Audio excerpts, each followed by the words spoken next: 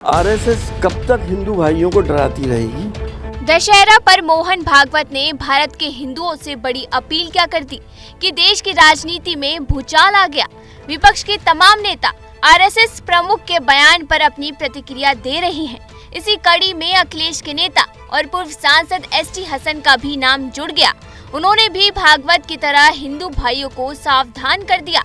सुनिए सपा नेता को। क्या सिर्फ हिंदू ही एकजुट रहे, मुसलमान ना रहे, सिख ना रहे, क्रिश्चियंस ना रहे? उन्हें तो कहना चाहिए था कि हिंदुस्तानी एकजुट रहे। आरएसएस कब तक हिंदू भाइयों को डराती रहेगी और डरा कर अपने पॉलिटिकल विंग बीजेपी को वोट दिलाती रहेगी? ये खेल अब बंद होने चाहिए। कब तक नफरतों की सौदागरी होती रहेगी? जहां चुनाव आए इनका यही काम है। एसटी हसन का कहना है कि संघ प्रमुख बांग्लादेश का नाम लेकर देश के हिंदुओं को डरा रहे हैं। यहाँ तो सिर्फ 20% मुसलमान हैं। क्या ये 80% हिंदुओं पर हावी हो सकते हैं? ये बेबुनियाद बातें हैं। पूर्व सांसद ने ये भी कहा कि क्या सिर्फ हिंदू एकजुट रहे? आखिर आरएसएस कब तक हमारे हिंदू भाइयों को डराती रहेगी और बीजेपी को वोट दिलाती रहेगी? दरअसल हर साल की तरह आरएसएस नागपुर में दशहरा रैली का आयोजन किया गया था, जहां संघ प्रमुख मोहन ने शस्त्र पूजा के बाद हिंदुओं से खास अपील करते हुए कहा, हम जहां भी हैं, हमें एकजुट और सशक्त होने की जरूरत है। अब हमारे पड़ोस में ही बांग्लादेश में क्या हुआ, उसके कुछ तात्कालिक कारण और पहलू है, ये बात ठीक है, लेकिन इतना बड़ा उत्पात तो उससे नहीं होता।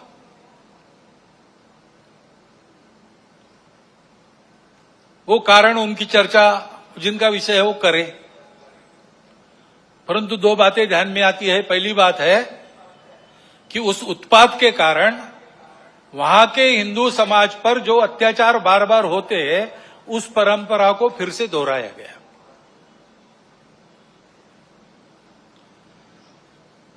पहली बार वहां का हिंदू संगठित होकर अपने बचाव में रास्ते पर आया, इसलिए कुछ बचाव हो गया।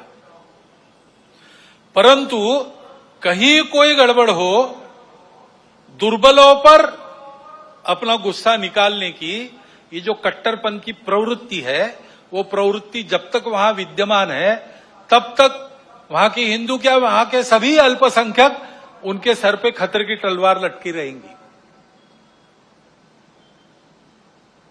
उनको आवश्यकता है मदद की। विश्व भर के हिंदुओं की, भारत के सरकार की सहायता उनको मिले, ये उनकी आवश्यकता है। परंतु इससे ये ध्यान में आता है, और ये ध्यान में आना चाहिए, निमित्त कुछ नहीं चाहिए। हम दुर्बल है, ये निमित्त पर्याप्त है। और इसलिए जहां कहीं भी हम हैं, वहां संगठित रहना, सशक्त रहना, किसी से शत्रुता नहीं करना, हिंसक नहीं बनना, योगदान देने वाले बनना, परंतु इसका अर्थ दुर्बल रहना नहीं, अशक्त रहना नहीं। फिलहाल भागवत के बयान पर देश के साथ साथ उत्तर प्रदेश का सियासी पारा हाई हो गया है। खुद सपा मुखिया अखिलेश यादव आरएसएस प्रमुख के बयान पर सवाल उठा चुके हैं। खैर, आपको क्या लगता है, भागवत के बयान का यूपी में होने वाले उपचुनाव पर असर पड़ सकता है या नहीं?